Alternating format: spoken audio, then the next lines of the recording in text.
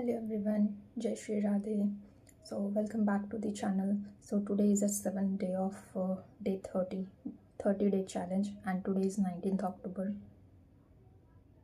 One second.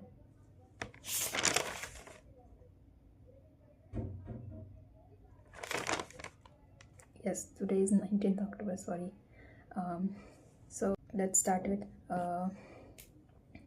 Editorial आज करते हैं. अभी तक मैंने किया नहीं है, अभी करूँगी. सुबह एक लाइव आरआरबी पीओ के मॉक दिया है ऑलिव बोर्ड के.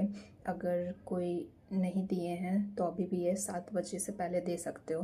तो आरआरबी पीओ के प्री लाइव मॉक चल रहे हैं ऑलिव बोर्ड पे, तो वो आप जाके अटेम्प्ट करो. और फिर कमेंट में, और उसके मैं नेक्स्ट वीडियो बनाऊँगी जिसमें मैं अपने मार्क्स शेयर करूँगी, तो आप उसमें कर सकते हो.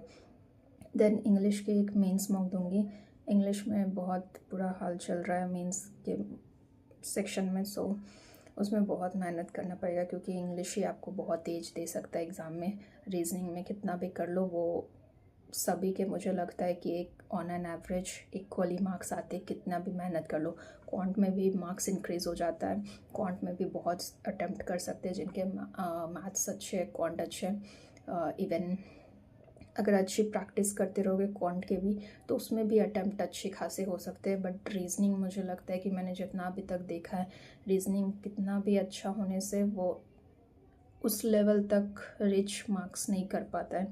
और इंग्लिश अगर अच्छा है तो अगर आप 30 अगर अटैम्प्ट मार्क्स ले आ रहे हो, 25 तक भी मार्क्स ले आ रहे हो, तो वो बहुत एज दे देता है. So English is a really game changer. And हाँ, एक रीजनिंग इंग्लिश के मॉक दूंगी और फिर एक रीजनिंग के मेंस के एक मॉक दूंगी.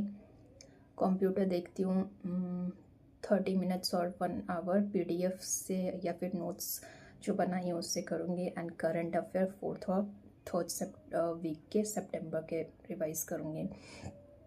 तो आई डोंट नो मैं इतना कर पाऊँगी या नहीं आज, क्योंकि आज थोड़ा काम भी है बहुत ज़्यादा घर पे. एंड जो बस प्री को फॉलो कर रहे तो वही रिपीट होगा. आप सेक्शनल मॉक दे दो. क्वांट और रीजनिंग के 1 या 2 सेक्शनल मॉक लगा लो आज. फिर जितना हो गया उससे एनालाइज करो, मॉक को एनालाइज करो, एक एक क्वेश्चन फिर से सॉल्व करो.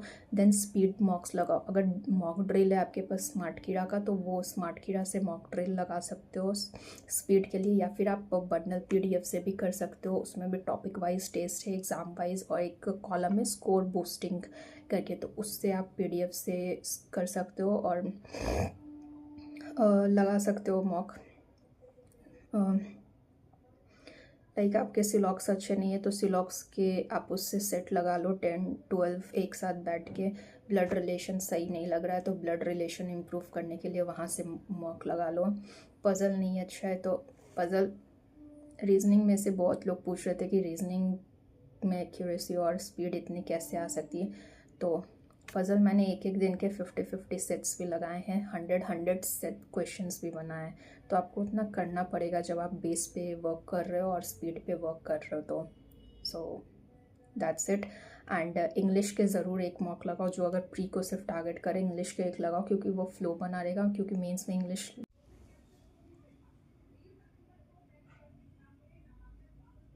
लेना ही है. अगर आप हिंदी के लिए जा रहे हो तो फिर ठीक है, बट अब नेक्स्ट आरआरबी पीओ ही बचा है. और क्लर्क तो जो सिर्फ आरआरबी को टारगेट कर रहे, तो वो अगर हिंदी लेना है तो फिर ठीक है, हिंदी के न्यूज़पेपर डेली पढ़ो.